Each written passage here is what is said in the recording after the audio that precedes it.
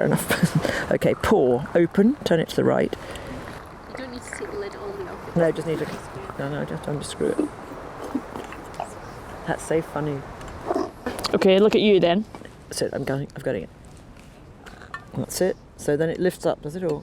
No, just do it like this. It's nice seeing all the bits of juniper around, but they don't make the most stable of surfaces. No, yeah. Yes, it's hot. Ooh, that smells nice. What is it? Is that okay if I leave them down there?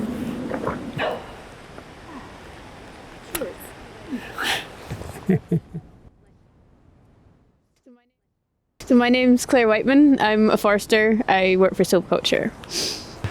My name is Doug Gilbert, and what do I do? My name's Philippa Cliff, and I'm a land agent. Working for Trees for Life, so my job is as an estate manager, really.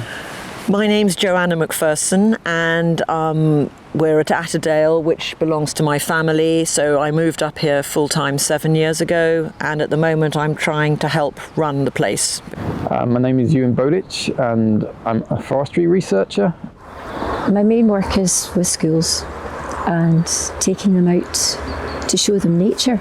So my name's Alan Crawford. I work for the Woodland Trust. My name's Willie Fraser, and I work for the National Trust for Scotland as a property manager for Kintail, West Affric and the Falls of Glomach.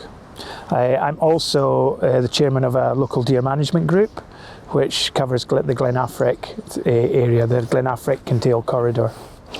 Well, a lot of the estates that I'm involved in managing have an element of forestry existing on them, and a lot of that is native pine woods. Quite a few of them are designated pine wood triple SIs or SACs, so that comes with a management factor. And more so over the last 5 years, there's been a huge appetite to create new woodlands, and pine, where we are in the north of Scotland, is one of the principal choices for woodland creation species. As a property manager, I'm heavily involved in woodland expansion. Yes, in part I'm sort of forester, in part I'm sort of ecologist, but I probably mostly consider myself a woodland enthusiast more than above and beyond everything else. You never know what seeds you're planting with a story.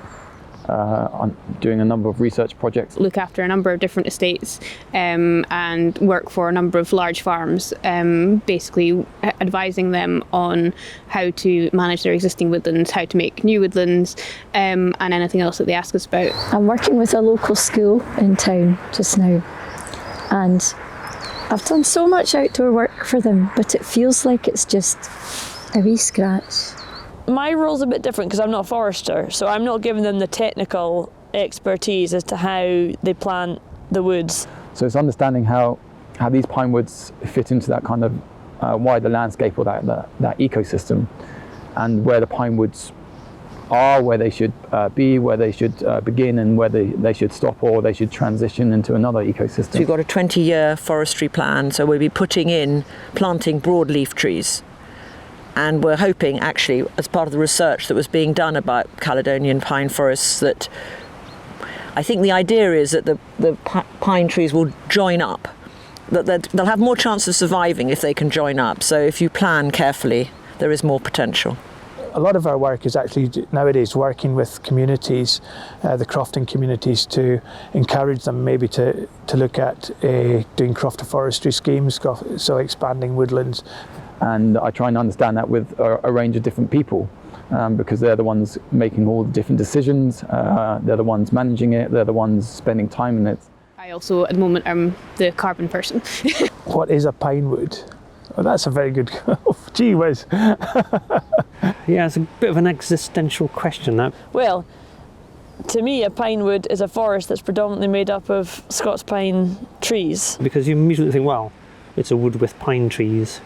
But there are lots of pine woods now that don't have any or very little pine in it, but the pine wood is still there. In one setting that I have in town, there's one Scots pine tree. That's it. It's very tall, there's no low branches, there's a crown. And in Scots, the Scots pine tree is known as a bunnet, and it's just like a bunnet. And if you have a truly natural pine wood with a lot more broadleaf element through it as well, you'd have the aspen in it and the cherry, and the aspen goes a beautiful yellow in autumn, like bright yellow, and the cherry goes red. So if you imagine adding that in against the backdrop of the pine.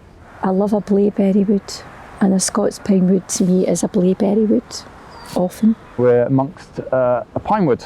You can't see any pine trees right now, they're just further up in the distance, but you can see lots of older birch trees around us, which are covered in lichen and have that kind of lovely silhouette of a gnawed kind of arm. I used to come here with my bairns, and they're in their 30s now. And particularly like this little patch of woodland, because it feels to me like it's a fairly full expression of what a pine wood can be. So you've got multi-generation of pine trees, but not only got pine trees, you've got all sorts of other broadleaves, and birch and rowan and alder and aspen, and loads of juniper, lots of standing and fallen decaying wood, so it's allows a space for lots and lots of different parts of life to be in. And it's not one of these closed canopy woods, where you kind of feel kind of penned in. It's a lot of open, a lot of light. And it feels lovely. And it's a bit rainy, but it's lovely at the same time. For me, it's like a playground. It's a nice thing just to wander about in. And even though it's a wet, miserable day today, if we were outside this pine wood, it would be really tough. We wouldn't be able to sit around like this.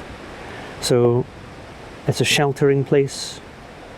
It's a fascinating place, full of richness, full of intrigue. What's around the next corner? Is there a squirrel up this pine tree?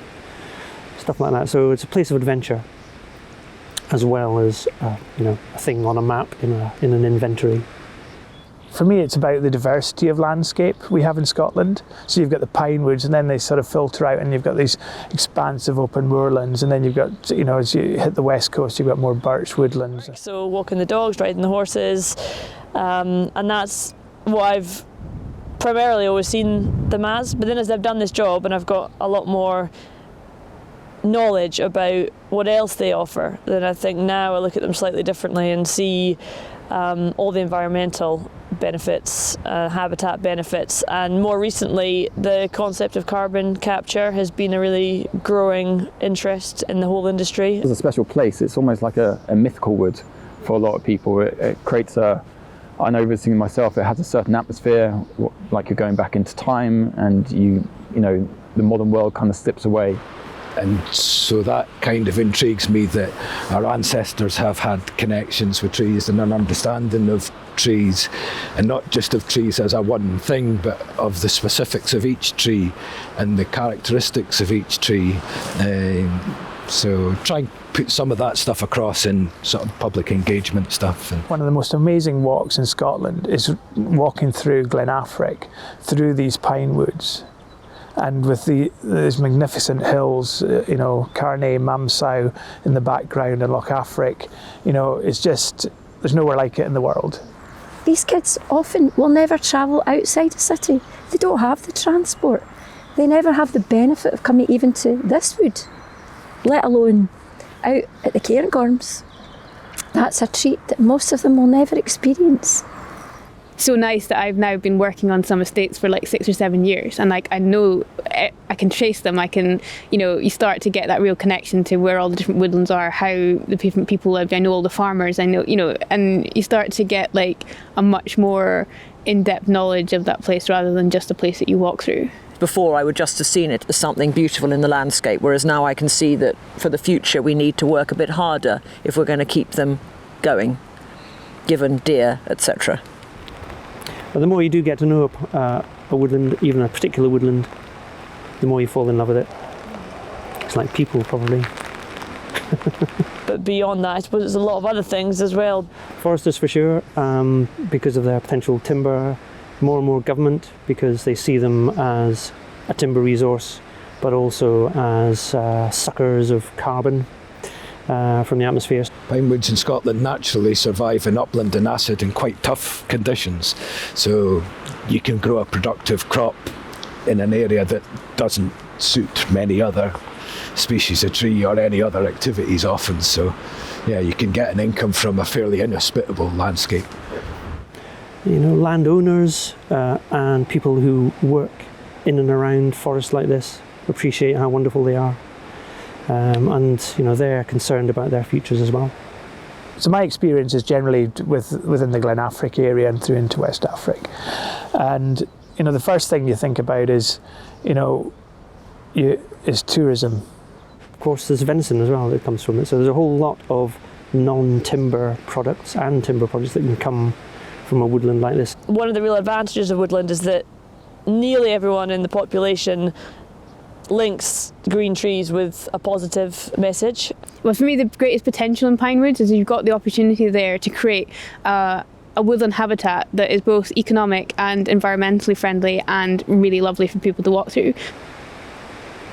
I'm sure I could think of a lot more if I went to it. Pine incense, for example, is used as an antidepressant, and that doesn't surprise me because feels like that's one of the characteristics that it has. It's a wonderful place. It's iconic, I suppose, in Scottish terms. And they are an iconic tree for Scotland, and that's why I wanted you to come and see this one, because it's particularly pretty. And I'm not sure, we may have pretty ones further away, but it's a long way up to the top of that hill, so this was an easier option. A breathing space in every sense for people who come here out from their homes, children, adults. Bringing children out to woods like this, very important for them and important for us. Particularly animals you don't see out with the pinewood, so you've got like the Scottish crossbill, etc. Some key species that call it home, like your red squirrel, obviously, your capercaillie, twin flowers as well. This woodland's got a beautiful heather layer and it's got heather and it's got blaeberry, masses and masses of blaeberry, which is absolutely critical for capercaillie. And in this particular setting, I've heard about 12 species of birds in the last hour.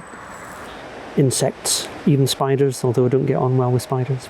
My interest in woodlands comes from just an enjoyment of them, for one, which turned into a career, which was a bonus. So actually my dad's a forester. He worked most of his life for the National Trust for Scotland, managing estates over in the northeast. So I sort of grew up in forestry, but then totally never even thought of it as a career for years. This is a fabulous place. It's a beautiful part of the country, and my parents have put a lot of effort and energy into it over the last 30, 40 years, and obviously I want it to have a future. So it's an interesting thing, and there's always something going on. And the whole summer was spent in that wood messing around, and I think that's possibly what's spurred my interest in being outdoors and being particularly in woods. Although I think it's deeper than that. I think there's a deep human need to be in the presence of woods, woodland and trees. And there's some people that are very, very enthusiastic about pinewoods, and there's other people that are less enthusiastic, but no one dislikes them, and I think that's important to understand. And you hope that as you begin to show children and just help them to touch the land and just get to know a bit of woodland, even if it's in an urban setting, that can begin to change their whole aspect and their outlook to what nature means as an adult. I'm pretty sure that these places have that capacity to help other people in the same way, so for our physical health, our mental health, and even for our spiritual health. I just love trees. I